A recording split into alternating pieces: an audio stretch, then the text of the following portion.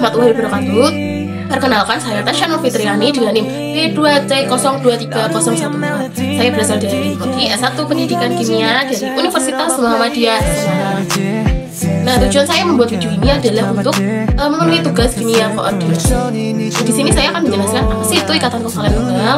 Nah, sebelum masuk ke ikatan kovalen tunggal, di sini saya akan menjelaskan dulu apa sih itu ikatan kovalen. Nah, ikatan kovalen sendiri adalah jenis ikatan kimia yang memiliki karakteristik berupa pasangan elektron yang saling berbagi di antara atom-atom yang berikatan. Nah, ikatan kovalen tunggal sendiri, ikatan kovalen sendiri itu ada 3 jenis. Yang pertama, ikatan kovalen koordinasi. Yang kedua, ikatan kovalen tunggal. Dan yang ketiga, ikatan kovalen rangka. Nah, selanjutnya saya di sini akan menjelaskan apa sih itu ikatan kovalen tunggal. Nah, di sini saya akan menjelaskan apa sih itu ikatan kovalen tunggal. Nah, ikatan kovalen tunggal adalah ikatan kovalen yang terbentuk apabila elektron yang digunakan sama hanya satu pasangan saja. Itu artinya masing-masing atom hanya memberikan satu elektron saja untuk digunakan bersama. Nah, di sini saya punya media ajar ikatan kovalen tunggal sederhana. Nah, ini teman-teman, media ajar ikatan kovalen tunggal sederhana. Nah, di bagian depan ini ada panduan. Panduan ini berisi pengertian ikatan kovalen itu apa, terus ikatan kovalen tunggal itu contohnya apa, gitu. Dan ada ciri-ciri ikatan kovalen tunggal, lalu ada cara menentukan ikatan kovalen tunggal. Jadi itu cara menentukannya adalah cara langkah-langkah menggunakan media pembelajaran ini. Nah, di sini kita buka di sini ya teman-teman. Nah, ini filmnya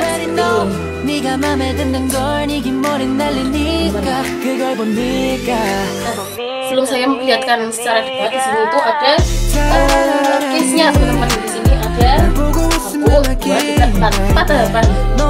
Pertama, di sini tentang kelompokkan ikatan kovalen tunggal berdasarkan jenis unsur pembentukannya. Nah, di sini ada unsur sejenis dan unsur berbeda. Lalu selanjutnya adalah pasangan. Jadi kita memasangkan dari pertanyaan dan jawabannya. Lalu di sana ada manakah ikatan kovalen tunggal. Jadi biar kita ngerti ikatan kovalen tunggal itu yang mana. Nah, di sini. Lalu di sini ada kuis. Ada dua kuis. Proses terbentuknya ikatan tunggal CH4 dan proses terbentuknya ikatan tunggal H2O. Nah, mari kita lihat teman-teman. Nah, media ajarnya seperti ini teman-teman. Nah, yang pertama ada kelompokkan ikatan kovalen tunggal berdasarkan jenis unsur pembentukannya. Nah, di sini ada beberapa. Nah, kita harus menyandingkan dengan unsur jenis yang mana dan unsur yang berbeda mana. Nah, yang pertama unsur sejenis pasti ada ini. Ada 2 karena sejenis. Jadi kita langsung masukkan di sini. Lalu ada 2. Jadi kita pasangkan di sini. Lalu ada apa lagi? Nah, ada F2. Kita pasangkan di sini. Dan selanjutnya pasti ada unsur yang berbeda.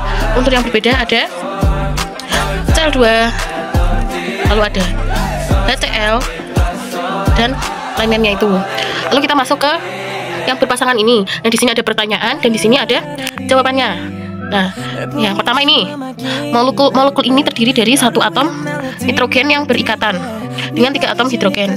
Nah, jawabannya ada di NH3. Nah, jadi kita langsung pasangkan saja.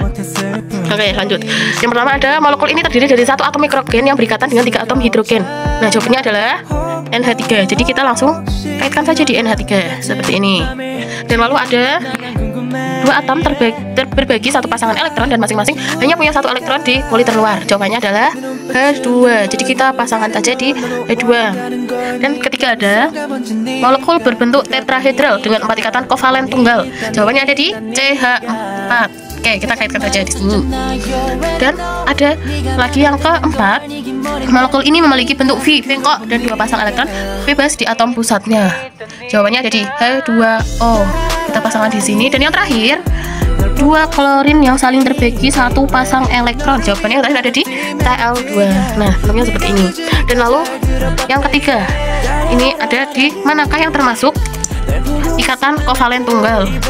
Jawabannya ya pasti ini. Jadi ikatan kovalen tunggal kita harus melihat dari ininya. Ini Yang pasti ini adalah jawabannya iya. Jadi kita pasangkan saja pin di sini.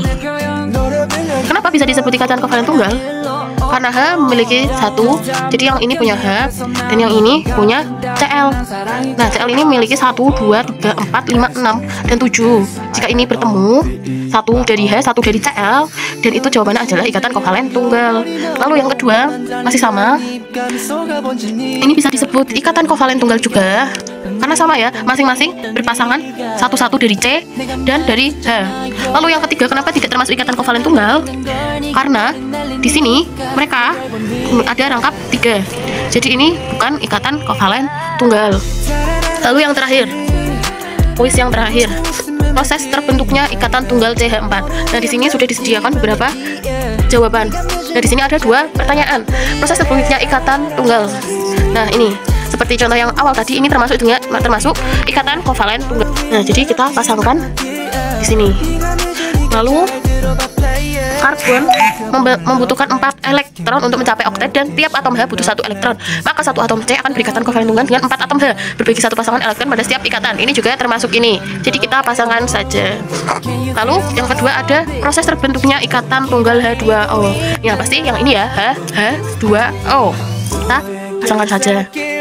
Dan proses terbentuknya ikatan tunggal H2O ada atom oksigen O memiliki nomor atom 8, konfigurasi elektron 26. Atom H sama dengan 1, oksigen membutuhkan 2 elektron untuk mencapai oktet. Nah, ini udah pasti juga jawaban dari ini. Jadi kita pasangkan juga di sini. Nah, itu tadi penjelasan saya tentang ikatan kovalen tunggal.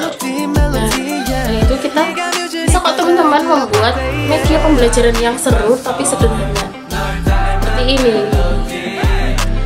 Nah, sekian dari aku, mungkin itu aja. Jangan lupa like, follow, dan subscribe. Sekian dari aku.